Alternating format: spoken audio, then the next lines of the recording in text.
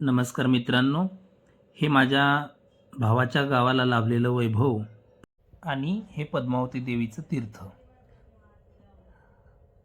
सकाळी सकाळी 7 वाजता हा व्हिडिओ बनवलेला आहे.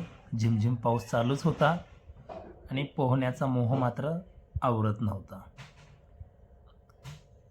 सर्वजण गावातले लहान लहान मुलंसुद्धा इथं पोहायला येतात.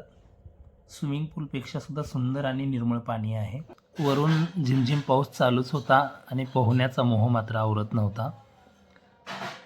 माझा भाऊ आणि हा समीर आहे, तो पोहण्याचा आनंद घेत आहेत. पण यांच्या सगळ्याकडं पाहून मला पोहायला येत नसताना सुद्धा मलाही तो मोह आवरला नाही आणि मी डायरेक्ट उडी मारली. उडी मारल्यानंतर मला समजलं की पाण्यामध्ये काय त्रास होतो. तेवढ्यात माझ्या भावाने आणि पाण्यामध्ये कोणीकडं जायचं, काय करायचं काहीच माहिती नव्हतं. पण मोहापोटी उडी मारली होती आणि माझ्या भावाने थोडंसं हातपाय चालव असं शिकवलं. हे बघा पाण्यातील मासे. आंघोळ झाली, उडी मारून झाली. हे आईसाहेबांचा परिसर आणि हा सकाळी 6:30 ते 7 वाजताच्या दरम्यान हा व्हिडिओ काढलेला.